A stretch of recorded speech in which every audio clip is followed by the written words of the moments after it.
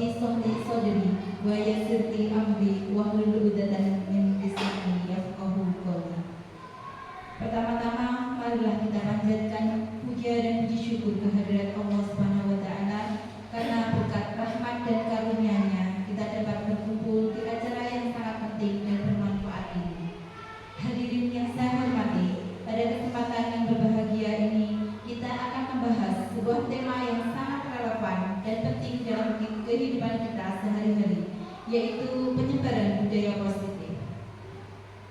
Budaya positif merupakan fondasi yang kuat dalam membangun lingkungan yang harmonis, produktif, dan sejahtera. Melalui budaya positif, kita dapat menciptakan hubungan yang lebih baik, meningkatkan kualitas kerja, serta membangun komunitas yang saling mendukung dan menghargai. Sebagai moderator, izinkan saya memperkenalkan narasumber kita hari ini yang akan memberikan pemaparan mendalam mengenai pentingnya menyebarkan budaya positif, strategi-strategi yang dapat kita terapkan, serta bagaimana kita semua dapat berperan aktif dalam menyebarkan nilai-nilai positif di lingkungan kita masing-masing. Perkenalkan, narasumber hari ini adalah Ibu Siti Amirah dari SDN Bagi 3, merupakan calon guru penggerak angkatan 10 Kabupaten Madiun.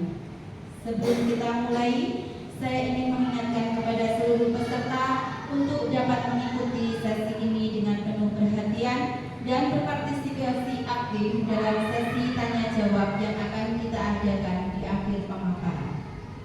Silahkan mencatat pernyataan-pernyataan yang ingin diajukan, pertanyaan-pertanyaan yang ingin diajukan, dan kita akan berdiskusi bersama setelah semua narasumber selesai memberikan materi mereka.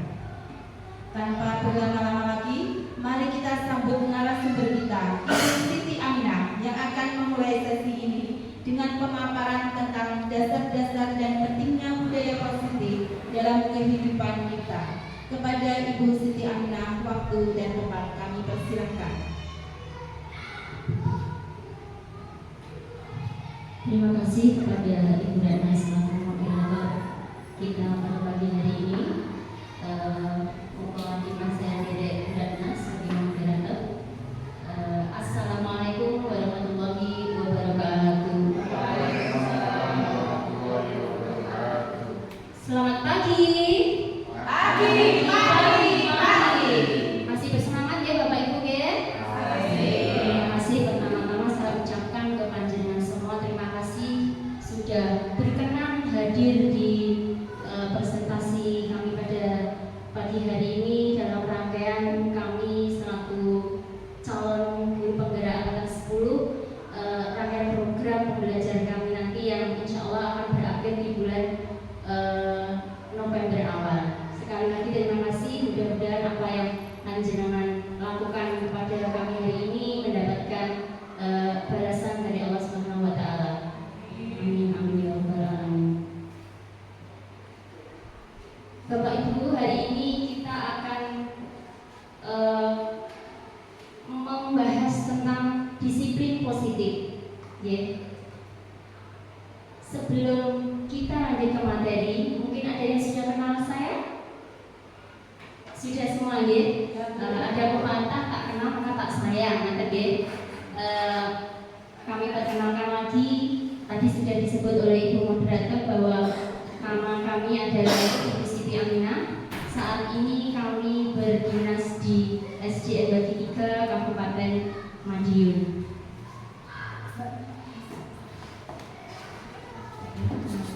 Bapak Ibu, latar belakang dari pembentukan aksi nyata ini adalah perlu menyeluruhnya pemahaman rekan-rekan guru tentang penerapan konsep inti budaya positif di sekolah seperti perubahan paradigma yang terus berkembang sesuai dengan perkembangan zamannya. Selain itu ada disiplin positif, kebutuhan dasar manusia, motivasi perilaku manusia, posisi kontrol guru, keyakinan kelas dan segitiga restitusi. Nah, diharapkan dari seluruh konsep tersebut nanti bisa dipahami oleh seluruh warga sekolah yang tentunya kita berada di instansinya masing-masing. Nah, tujuan kenapa harus ada aksi nyata Bapak Ibu? Tujuan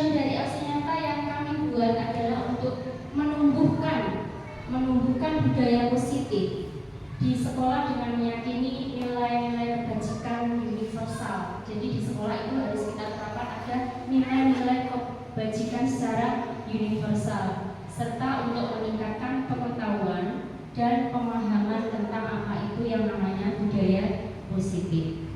Tujuan yang kedua adalah kita menciptakan murid-murid yang merdeka dan disiplin diri yang kuat, serta terbentuknya motivasi kepada murid. Jadi dengan penerapan budaya positif kita mengharapkan murid-murid itu lebih mandiri, bisa lebih merdeka, seperti itu.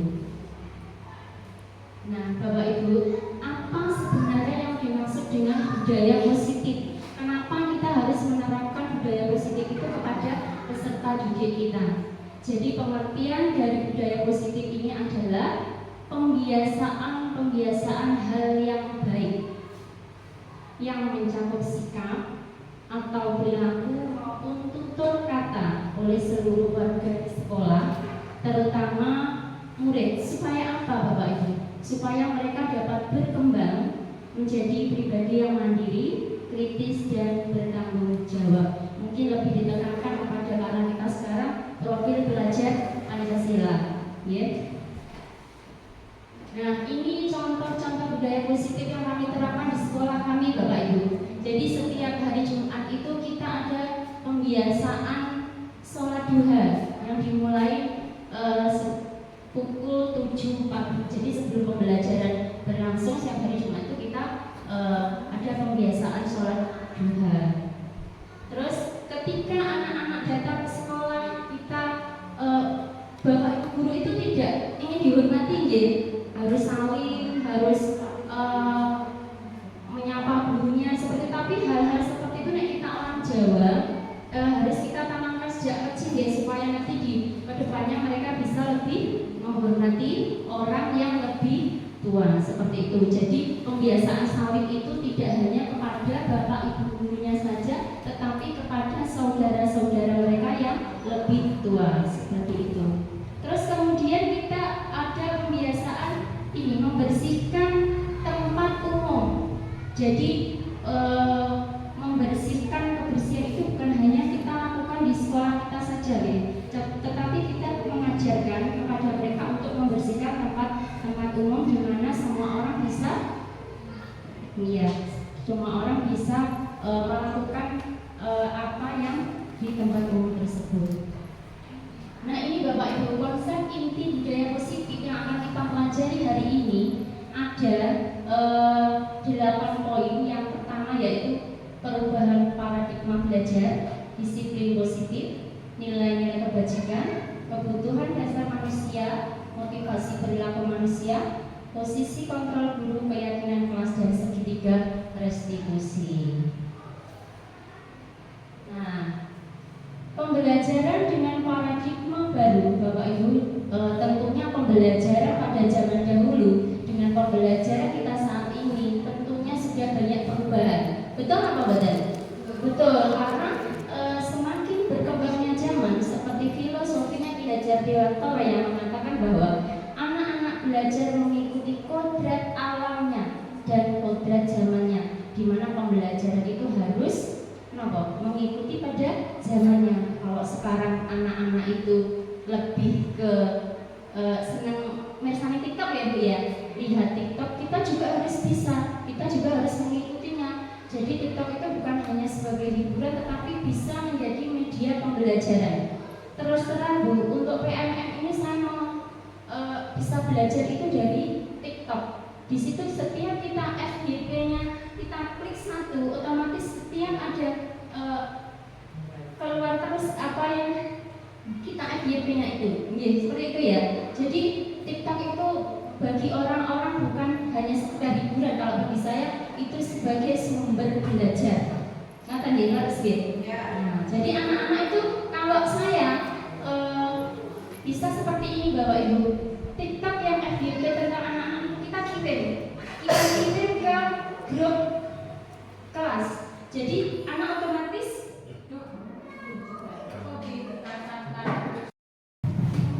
jadi Bapak Ibu, pembelajaran dengan paradigma baru itu kita sekarang di dalam kelas itu kita bisa melakukan dengan pembelajaran berdiferensi, di mana pembelajaran berdiferensi itu adalah mengelompokkan siswa sesuai dengan bakat dan minat mereka. Jadi di dalam kelas itu apabila ada anak-anak yang mempunyai bakat tidak sama, kita kelompokkan sesuai dengan bakat dan minat mereka, seperti itu.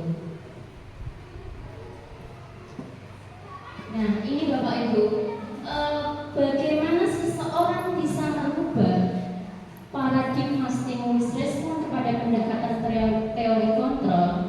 Dari Stephen R. Covey mengatakan bahwa jika kita ingin membuat kemajuan, perlahan-lahan sedikit-sedikit ubahlah sikap atau perilaku Anda. Ya, namun bila kita ingin memperbaiki cara-cara utama kita, maka kita perlu merubah kerangka acuan kita. Ubahlah bagaimana Anda melihat dunia, bagaimana Anda berpikir tentang manusia. Jadi ubahlah paradigma Anda, skema pemahaman dan penjelasan aspek-aspek tertentu tentang realitas. Kalau saya menanggapi ini begini Bapak Ibu, ketika kita ada masalah, kalau kita sebagai perempuan itu biasanya kita memakai apa Bapak? Logika atau realita? Atau perasaan atau logika? Perasaan. Nah, kalau saya pribadi sudah saya ini dalam kehidupan sehari-hari, jika memecahkan masalah dengan perasaan itu banyak minusnya kalau saya. Tetapi ketika kita berpikir dengan logika, itu banyak masalah yang bisa terselesaikan seperti itu. Jadi pandangan paradigma kita tentang sesuatu, mindset kita itu harus kita ubah ya. Bagaimana supaya kita menjadi pribadi yang positif seperti itu. Nah, Bapak Ibu, kita sekarang memasuki materi disiplin positif. Apa yang dimaksud dengan materi disiplin positif? Disiplin positif merupakan salah satu cara penerapan disiplin yang bertujuan untuk menumbuhkan kesadaran serta memberdayakan peserta didik tanpa imbalan penghargaan, tanpa adanya ancaman, dan tanpa adanya hukuman. Makna kata disiplin, Bapak Ibu kalau mendengar kata disiplin itu artinya apa nih? Apa yang terpikir di panjenengan? Disiplin berarti kudu taat, betul, patuh, manut, bocah-bocah kudu manut, kudu patuh, seperti itu. Nggih. Nah, kebanyakan orang akan menghubungkan kata disiplin dengan kata tertib, teratur, dan patuh. Jadi kata disiplin ini juga sering dihubungkan dengan hukuman, padahal itu sungguh berbeda nih Bapak Ibu. Hukuman itu tidak semata-mata ternyata bisa mendisiplinkan siswa. Jadi dengan hukuman itu kadang-kadang kita malah membuat anak itu betul dia melakukan itu, tetapi bisa membuat anak itu sakit hati, bisa membuat anak lebih membangkang Bapak Ibu. Ternyata setelah ada survei membuktikan seperti itu. Jadi apa nanti yang akan kita lakukan kalau anak melakukan kesalahan? Nah, Bapak Ibu, sekarang saya ingin bertanya pada panjenengan, jika ada murid panjenengan yang melakukan kesalahan itu, apa yang panjenengan lakukan? Pertama-tama kali apa yang panjenengan lakukan? Apakah langsung menghukum mereka? Tidak, ya. Apakah panjenengan Bapak Ibu pernah melakukan yang namanya konsekuensi? Belum, ya. Apakah Bapak Ibu tahu perbedaannya antara hukuman dan konsekuensi? Belum, ya. Jadi di sini begini Bapak Ibu, jika ada anak-anak yang melanggar aturan atau berbuat salah itu, setidaknya kita punya kesepakatan dengan mereka. Kalau hukuman itu cenderung satu pihak yang memberikan keputusan, tetapi kalau konsekuensi itu ada kesepakatan di antara kedua belah pihak, yaitu antara guru dan murid. Misalnya seperti ini, jika saya melakukan kesalahan, maka saya akan seperti itu yang namanya konsekuensi, ya. Jadi Bapak Ibu bisa melakukan hal tersebut. Nah, ini nilai-nilai kebajikan. Jadi di dalam kelas, di dalam sekolah, di dalam setiap organisasi itu kita harus mempunyai dan menerapkan apa itu nilai-nilai kebajikan. itu ada beriman dan bertakwa kepada Tuhan yang Maha Esa. Profil belajar Pancasila Ibu ada mandiri, kreatif, berkebinekaan global, gotong royong, dan inovatif. Terus Islam kita bisa mengajarkan toleransi, rasa hormat, kerjasama, dan percaya diri. Terus sebagai guru kita juga tidak boleh merendahkan orang, dapat dipercaya, jujur. Banyak sekali ya nilai-nilai kebajikan yang bisa kita tanamkan kepada anak didik kita. Nah ini Bapak Ibu, kita sebagai manusia memiliki 5 kebutuhan dasar, di mana 5 kebutuhan dasar itu harus kita penuhi, harus terpenuhi. Seluruh tindakan manusia itu pasti memiliki tujuan yang tertentu. Semua yang kita lakukan adalah usaha terbaik kita. Ketika kita mendapatkan apa yang kita inginkan, itu sebenarnya kita sudah memenuhi salah satu kebutuhan yang kita butuhkan. Nah, ini Bapak Ibu, kebutuhan 5 kebutuhan dasar manusia. Yang pertama yaitu bertahan hidup. Yang kedua kasih sayang dan diterima. 3 penguasaan. 4 kebebasan, dan terakhir adalah kesenangan. Nah, Bapak Ibu, sebelum lanjut ini apa kita SBK dulu ya? Ya, kita SBK dulu. Minta tolong untuk Brandon dipimpin ya. Terima kasih Bu Ami untuk kesempatannya pada saya. Teman-teman, ini nanti kita SBK-nya seperti ini ya. Kita tepuk ya. Jenengan di meja saja nggak apa-apa nih. Konsentrasi. Kita mulai. Terus nanti kita menyebutkan, misalkan saya ingin menyebutkan nama saya sendiri, kemudian saya menyebutkan salah satu teman yang ada di sini. Ya, saya ini konsentrasi. Kita mulai. Ratna Amin. Dua menjawab. Amin Iin. Oke, Iin nanti jawab. Iin siapa yang dituju? Berarti itu ya. Boleh. Boleh. Kenalan dulu nggih. Bu Roma, Bu Nike, nggih. Bu Manda, Mas Andi, Mbak Irin, Mas Ganes, Bu di situ nggih. Ya, sampai. Oke. Ya, konsentrasi semuanya. Konsentrasi. Kita mulai. Ratna Erwin Ganes. Mas Ganes belum konsentrasi. Konsentrasi.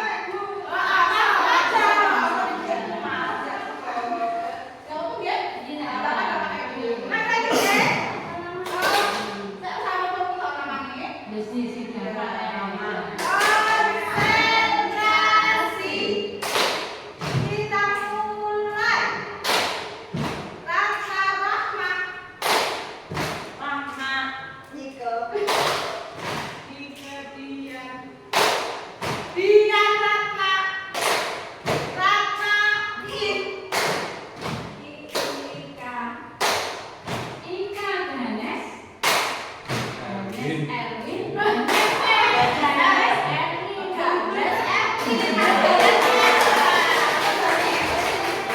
Terima kasih teman-teman.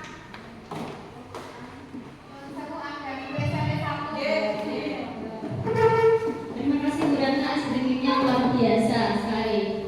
Nah, kita lanjut nih Bapak Ibu ya. Nah, ini kebutuhan kita yang pertama sebagai manusia yaitu kebutuhan bertahan hidup. Apa saja yang termasuk dalam kebutuhan bertahan hidup itu Bapak Ibu? Yang kita butuhkan untuk bertahan hidup itu yang pertama adalah makan, ya, kesehatan dan rumah. Tanpa makan kita tidak bisa apa-apa, ya. Punya makanan banyak gak boleh omah, harus butuh temputi, ya. Mau hidup di mana? Nah, kalau ada rumah, ada makan, tapi kita sakit, belum juga istimewa, ya. Nah, selain kebutuhan 3 tadi, ada kebutuhan biologis, yaitu untuk melanjutkan kelangsungan hidup. Kita kaya tapi misalnya keturunan kita punah juga belum istimewa. Kebutuhan yang kedua yaitu kasih sayang dan diterima. Kebutuhan untuk disayangi dan diterima meliputi kebutuhan akan hubungan koneksi sosial. Bagaimana kita bisa diterima di sebuah kelompok, ya Bapak Ibu. Coba bagaimana bayangkan di dalam suatu komunitas saya tidak terima di dalamnya. Pasti kita akan mempunyai perasaan yang sedih. Apa yang salah dalam diri saya? Jadi kita sebagai peserta sebagai guru itu di dalam kelas kita juga berkewajiban untuk mengawasi peserta didik kita. Apakah mereka sudah mendapatkan kebutuhan diterima dan kasih sayang tersebut? Yeah. Kebutuhan yang ketiga yaitu penguasaan. Kebutuhan ini meliputi keinginan untuk dianggap berharga, ya, bisa membuat pencapaian, berkompeten, diakui dan dihormati. Jadi anak-anak yang memiliki kebutuhan penguasaan yang tinggi, mereka akan ingin menjadi pemimpin, ya, akan menjadi pemimpin, mencoba hal yang baru, dan mereka akan kecewa jika hal yang dilakukan itu tidak terpenuhi. Ada yang seperti itu ya anak-anak kita, ya. Kalau tidak dijadikan ketua kelas nangis. Jadi dia mungkin mempunyai kebutuhan penguasaan yang lebih tinggi daripada teman-temannya. Kebutuhan yang keempat yaitu kebebasan. Adalah kebutuhan akan kemandirian, otonomi, dan memiliki pilihan, mampu mengendalikan arah hidup seseorang. Jadi anak-anak yang mempunyai kebutuhan kebebasan yang tinggi itu mereka suka bergerak, Bapak Ibu. Jadi ada yang lari-lari, tidak bisa diam, ya, dan dia tidak terpengaruh dengan orang lain. Ketika dia mempunyai pendapat, dia tidak akan terpengaruh oleh orang lain. Dia akan mempertahankan pendapat tersebut. Kebutuhan yang terakhir adalah kesenangan. Bapak Ibu senang apa mboten hari ini? Senang ya? Senang, happy ya? Happy. Nah, berarti kebutuhan panjenengan yang kelima sudah terpenuhi. Anak-anak dengan kebutuhan dasar ini bisa menikmati apapun yang mereka lakukan. Ya, mereka suka permainan dan berkonsentrasi tinggi dalam mengerjakan sesuatu. Nah, ini Bapak Ibu ada video yang harus panjenengan simak.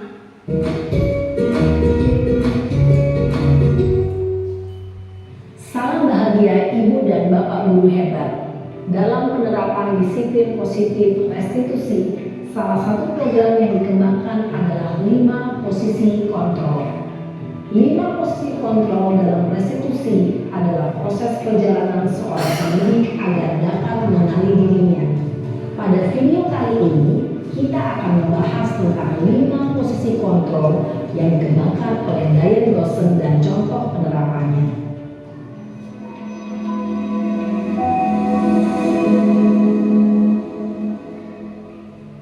5 posisi kontrol itu adalah: 1.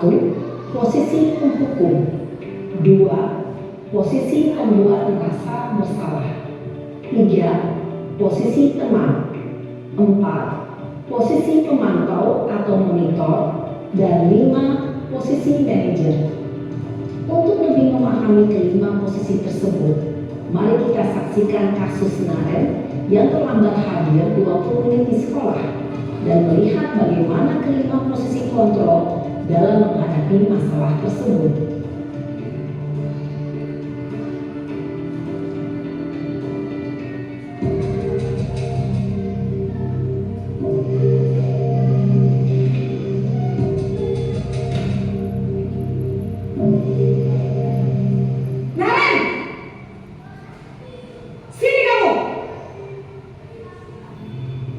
Selamat pagi, Bu. Selalu terlambat. Kamu deh pasti terlambat.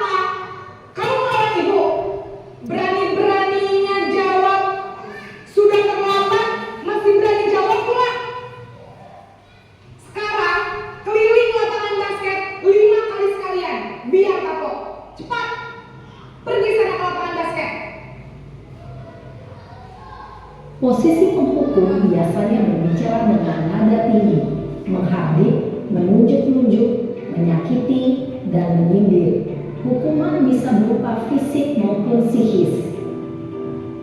Ibu dan bapak guru hebat. Dampak yang terjadi pada murid ketika guru berada pada posisi penghukum adalah murid cenderung akan memberontak, bahkan menyimpan dendam.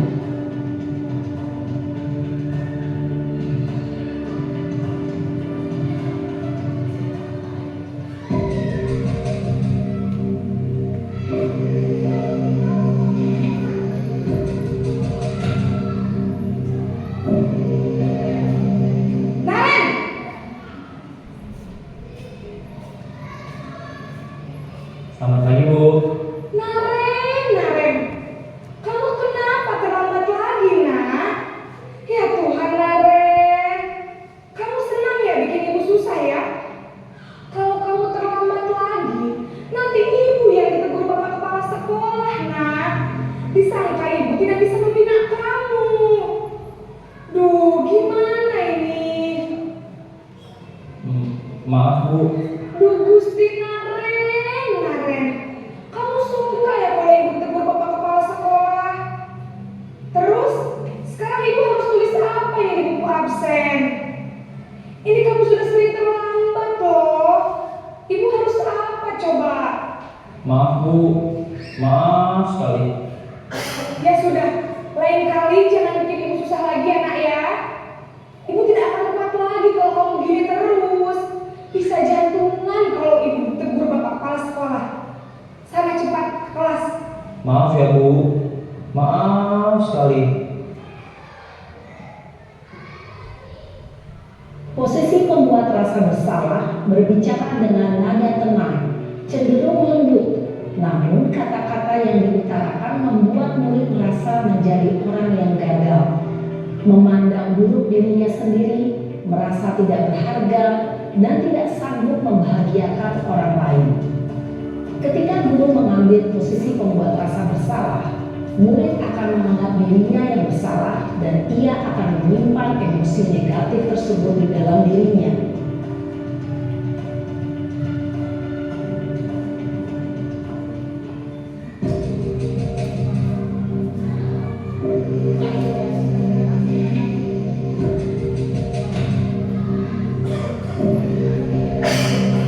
Naren,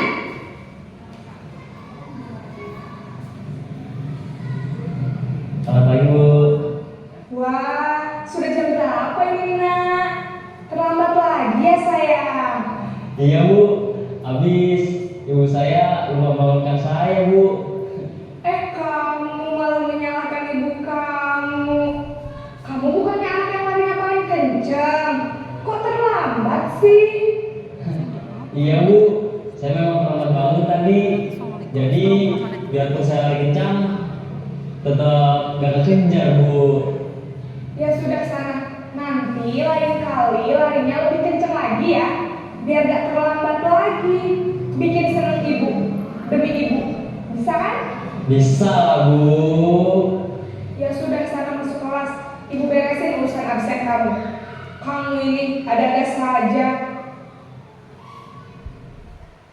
Dalam posisi teman, guru berbicara dengan nada suara ramah, akrab, cenderung bersenda gurau untuk menjaga suasana tetap santai. Murid akan merasa senang, aman, dan akrab dengan guru. Identitas yang tercipta adalah identitas sukses atau berhasil.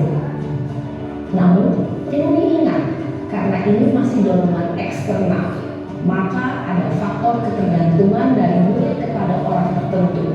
Di sini guru absennya, sehingga di lain waktu murid bisa berperilaku baik, namun hanya kepada orang-orang tertentu saja.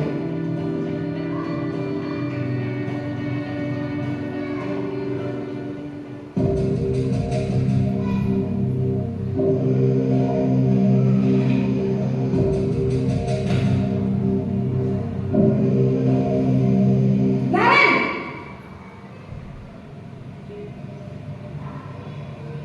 Selamat pagi, Bu.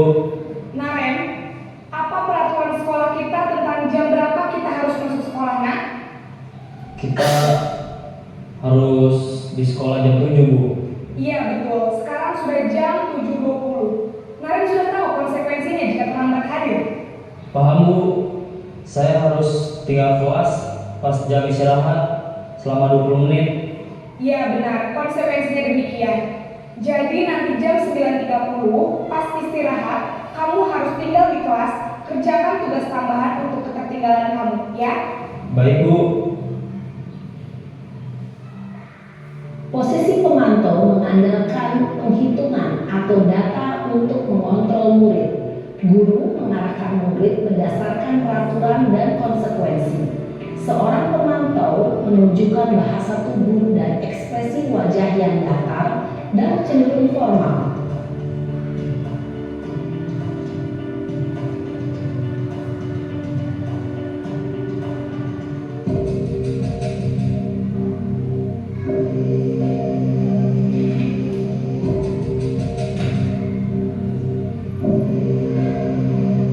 Naren!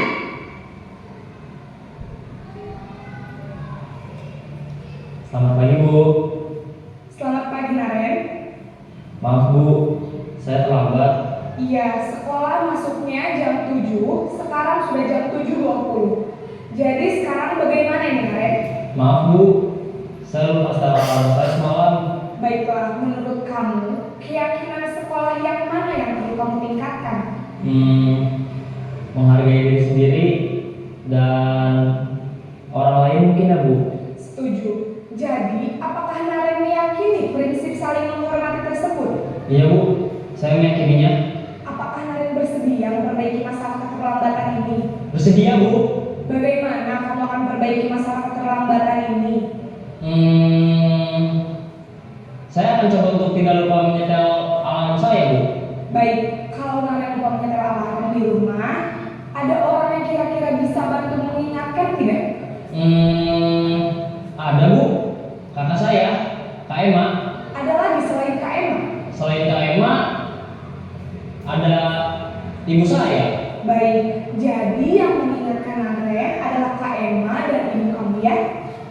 Kira-kira akan mulai setel alarm kapan nih Naren? Setelah pulang sekolah, akan segera saya lakukan. Baik, jadi Naren akan setel alarm untuk bangun besok pagi dan akan diingatkan oleh kakak dan ibunda Naren ya. Ada lagi yang mungkin perlu dilakukan Naren agar tidak terlambat bangun lagi. Tidak ada, Bu. Baik Naren, terima kasih untuk kerjasama kamu. Sekarang kamu perlu kembali ke kelas untuk belajar. Baik, Bu. Terima kasih.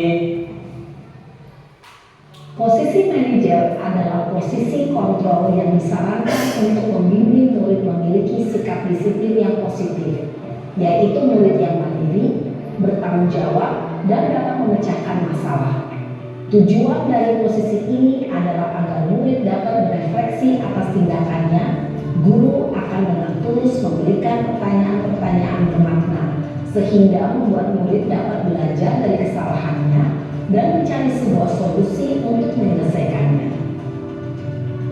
Ibu dan bapak guru hebat, setelah mengamati adegan kelima posisi kontrol tadi, kira-kira posisi mana yang paling ideal? Posisi mana yang dapat menunjang motivasi intrinsik murid? Ya, tentu posisi manajer. Posisi ini memang posisi ideal yang ingin dituju setiap pendidik. Pada posisi inilah, guru dapat menerapkan disiplin positif dan berpihak pada murid, yang memerdekakan murid. Perjalanan seorang pendidik tentunya tidak mudah untuk sampai pada posisi seorang manajer. Namun, tujuan kita pasti, yaitu menciptakan murid-murid yang mandiri, merdeka, dan bertanggung jawab. Semoga penggambaran 5 posisi kontrol yang telah diperlihatkan ini dapat menjadi ajang refleksi bagi kita semua, agar dapat terus mengasah dan menerapkan disiplin positif yang memerdekakan murid. Mari terus berlatih dan bersemangat. Selamat menerapkan. Salam dan bahagia, Ibu dan Bapak Guru hebat.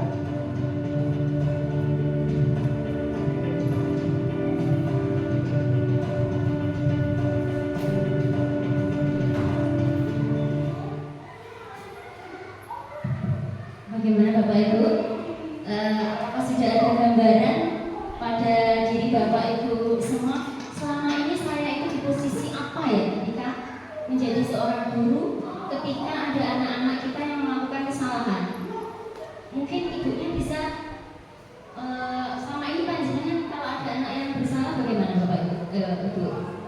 menjadi penghukum kah?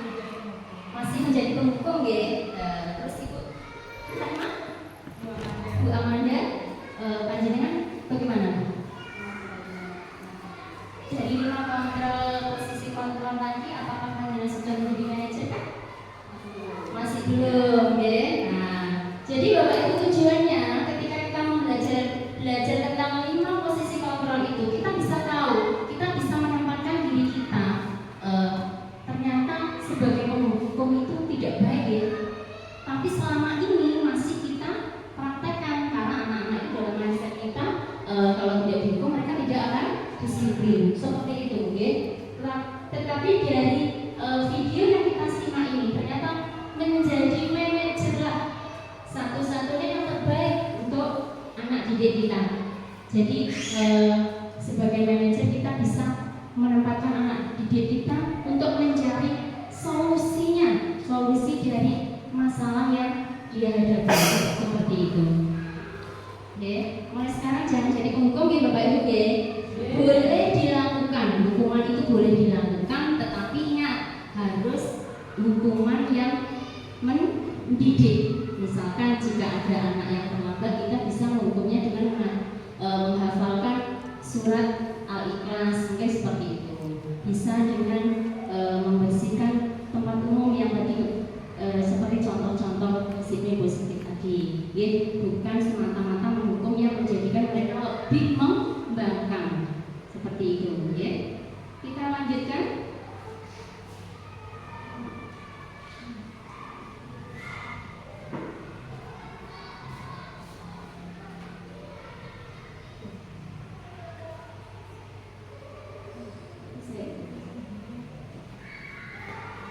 Nah, ini Bapak Ibu penjelasan tentang penghukum, membuat merasa bersalah, teman, pemantau, dan manajer. Nah, Bapak Ibu, selain kita harus mempunyai kemampuan sebagai posisi di 5 kontrol tadi, kita di kelas juga kita bisa menerapkan tentang keyakinan kelas. Keyakinan kelas di sini adalah seperangkat nilai prinsip dan norma yang diyakini dan dipegang oleh seluruh anggota kelas, baik guru maupun siswa sebagai pedoman dalam berinteraksi dan berperilaku sehari-hari di lingkungan belajar. Jadi Bapak Ibu guru tentunya sudah mampu di kelasnya masing-masing ya. Ada yang sebagai guru PJOK, ada yang guru kelas 3 sampai kelas 6 atau kelas 1. Ini ada video dari kelas saya, bagaimana cara membuat keyakinan kelas, ya. Selamat pagi.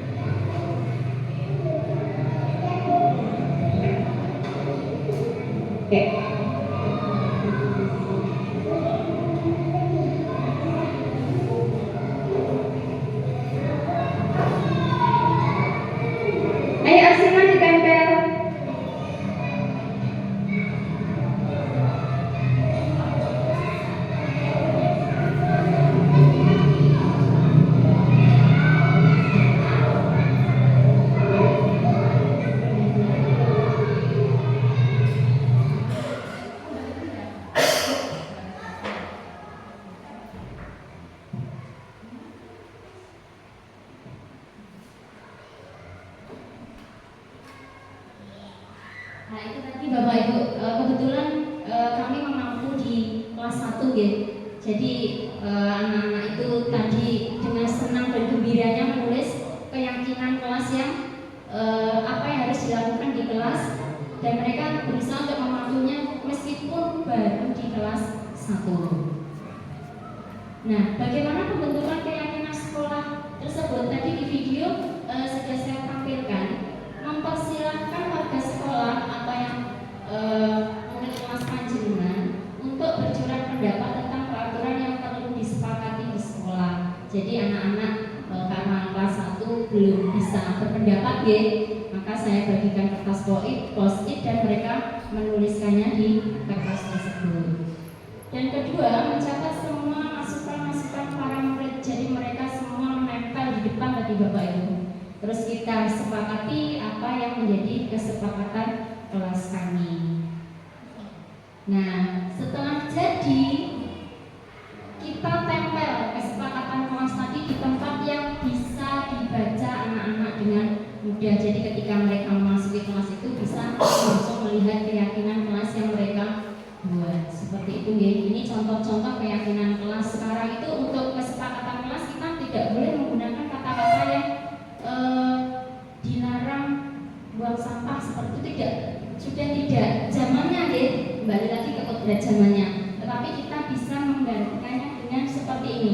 Setiap anggota kelas perlu belajar. Yang intinya anak-anak di kelas harus belajar, bukan bermain. Terus ada lagi, setiap anggota kelas perlu senang. Ya, jadi pembelajaran yang kita berikan ke anak-anak itu merupakan pembelajaran yang menyenangkan. Seperti itu. Terus setiap anggota perlu merasa aman. Kalau dulu dilarang berkapal, seperti itu ya Bapak Ibu ya. Tapi sekarang sudah diganti dengan kata-kata yang lebih cantik, ya, kayak anak-anak juga senang. Nah, ini kesepakatan kelas yang sudah ada di kelas kami, itu hasil dari anak-anak sendiri dan juga disepakati antara guru dan murid. Nah, Bapak Ibu, kembali lagi ke hukuman dan konsekuensi tadi ya. Ketika kita ada peserta didik kita yang melakukan kesalahan, apa yang kita harus lakukan adalah salah satunya dengan restitusi. Apa itu restitusi? Restitusi adalah proses menciptakan bagi murid untuk memperbaiki kesalahan mereka sehingga mereka bisa kembali dengan karakter yang lebih kuat. Jadi ketika mereka sudah melakukan kesalahan, mereka tidak down, tetapi bisa kembali lagi beraura positif dan kembali ke teman-temannya dengan percaya diri. Restitusi ini mempunyai 3 langkah Bapak Ibu. Karena namanya segitiga ya, pasti ada 3 bagian, ada 3 langkah-langkahnya. Yang pertama yaitu menstabilkan identitas. Jadi anak yang melanggar peraturan itu kadang-kadang karena mereka sedang mencari perhatian. Nah, dia mencoba untuk memenuhi kebutuhan dasarnya, tapi ada beberapa benturan dalam diri mereka. Jadi intinya di sini kita sebagai guru itu menggeser identitas yang gagal menjadi identitas yang sukses. Langkah kedua yaitu validasi tindakan. Jadi setiap perilaku yang dilakukan itu adalah untuk memenuhi kebutuhan. Guru lebih proaktif mengenali dan mengakui kebutuhan murid. Jadi murid ini apa toh, seperti itu loh. Kalau dia ramai di kelas itu dia butuh apa toh? Apakah kita sebagai guru itu kurang menyenangkan atau membosankan, mungkin seperti itu. Ya. Terus yang ketiga adalah menanyakan keyakinan. Setelah anak berbuat salah, kita tanyakan kepada mereka. Murid akan diberikan pertanyaan bermakna untuk memunculkan motivasi secara intrinsik. Murid mampu mengaitkan keyakinan pada dengan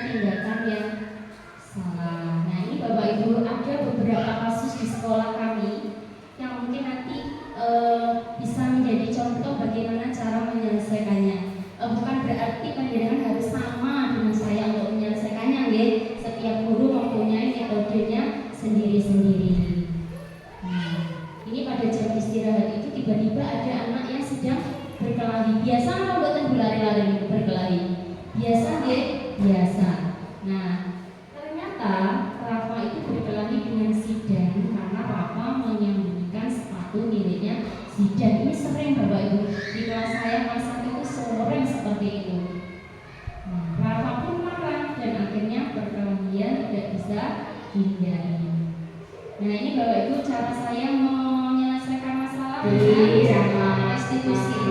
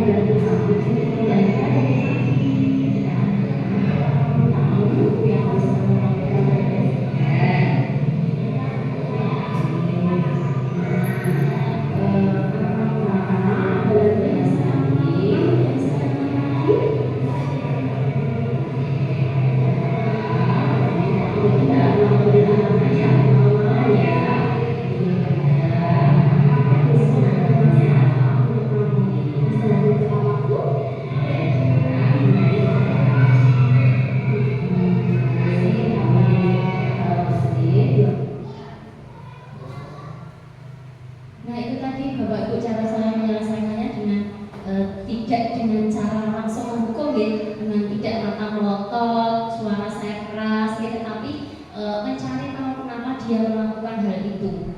Ya, terus solusinya bagaimana kita akan berikan kepada dia supaya dia tidak mengulanginya perbuatannya lagi.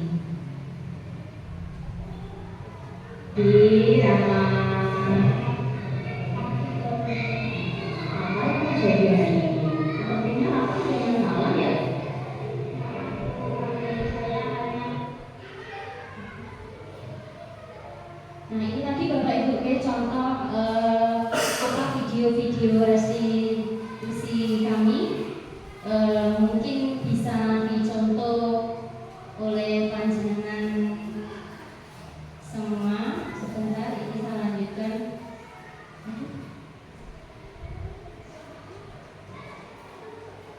Nah,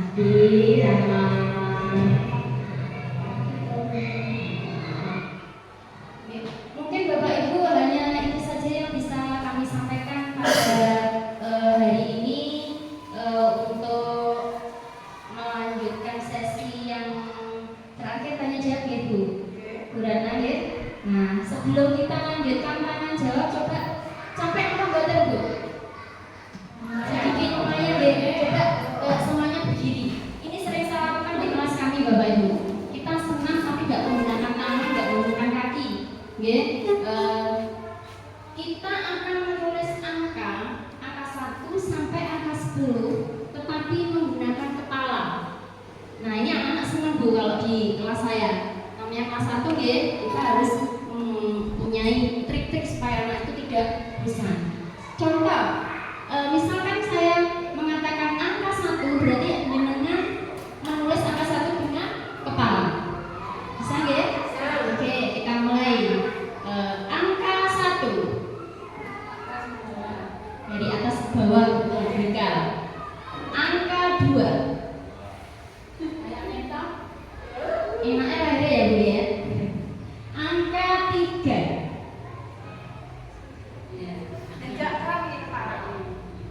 angka 4 angka 5 betul loh Pak Ganes ya. Ya. Gak cuma gede-gede deh. Angka 6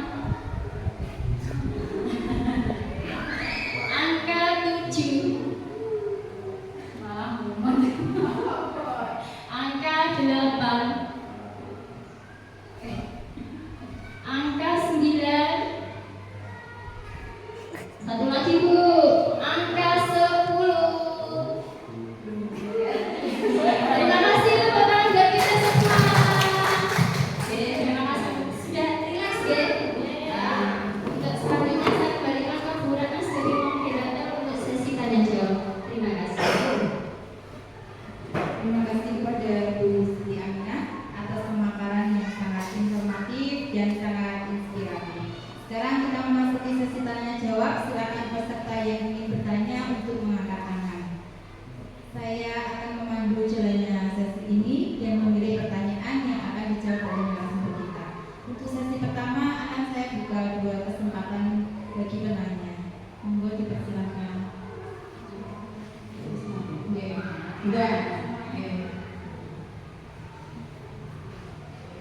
Oke.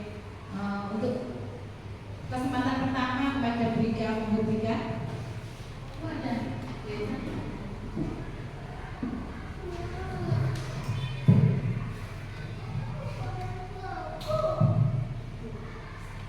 Terima kasih penjelasan materi yang luar biasa buat kami. Ya. Ada satu hal yang ingin saya tanyakan Mbak Min, yaitu apa manfaat utama dari penerapan segitiga distribusi dalam manajemen sekolah? Demikian, terima kasih. Satu lagi nggih. Bu Nika dulu nggih. Monggo Bu Nika.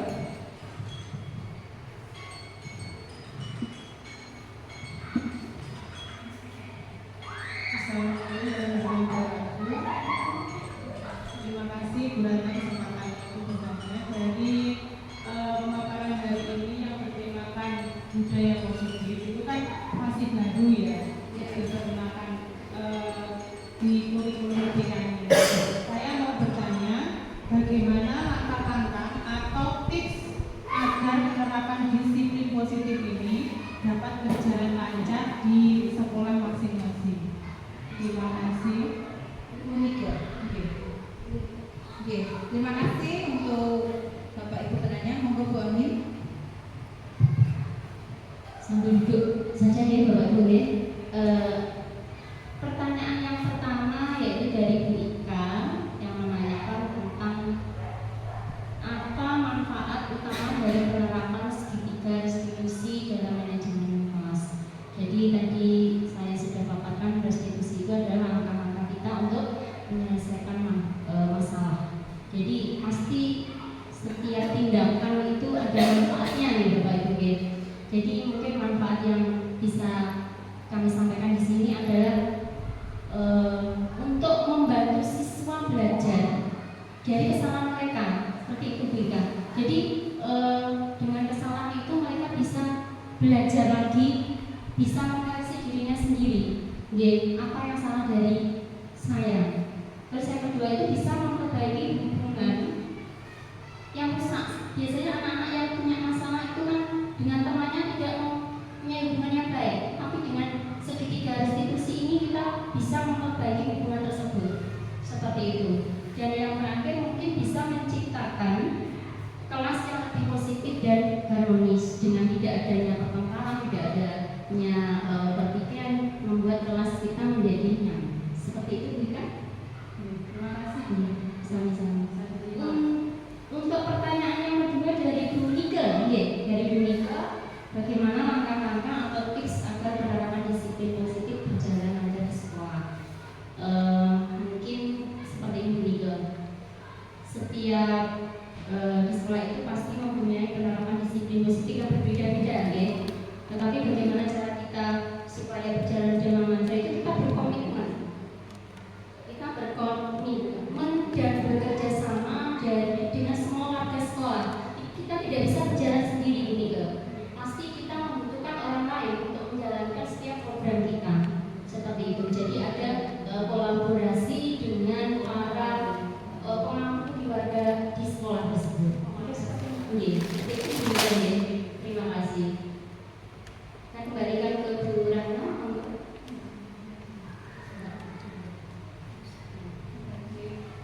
Untuk memantapkan materi, baik monggo Bapak Ibu yang ingin memberikan refleksi untuk kegiatan kita pada pagi hari ini. Mungkin ada yang mau memberikan refleksi, monggo. Ingin monggo.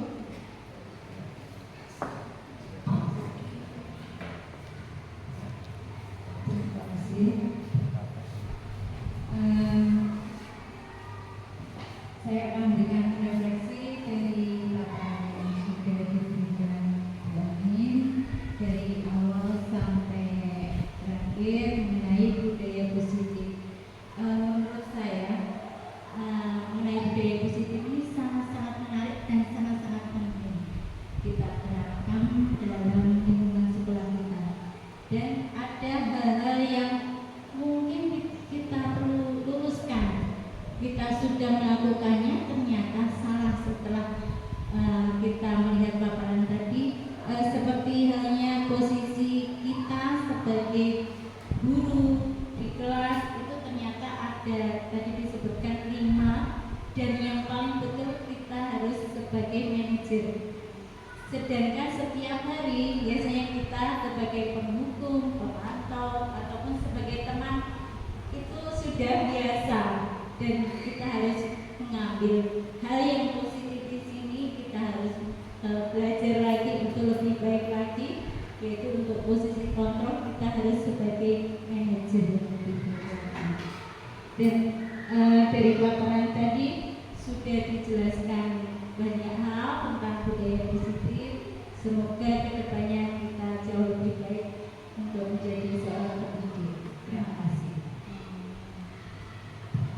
Terima kasih Bu Iit sudah memberikan refleksinya kepada kita hari ini.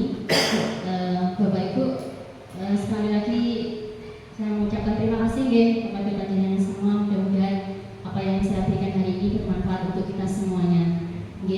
Dari pemaparan ini saya akhiri. Hidup hampa tanpa kekasih. Sampai jumpa dan terima kasih. Waktu saya kembalikan ke Bu Dada. Demikianlah tadi rangkaian acara kita hari ini. Saya berharap diskusi dan pemaparan yang telah diberikan dapat memberikan manfaat dan inspirasi bagi kita semua untuk terus menyebarkan budaya positif di lingkungan kita masing-masing. Terima kasih kepada narasumber dan seluruh peserta yang telah berpartisipasi. Akhir kata saya ucapkan terima kasih. Bila ada kurangnya itu dari saya pribadi, dan bila ada lebihnya itu dari Allah SWT. Sampai bertemu kembali di acara berikutnya. Wassalamualaikum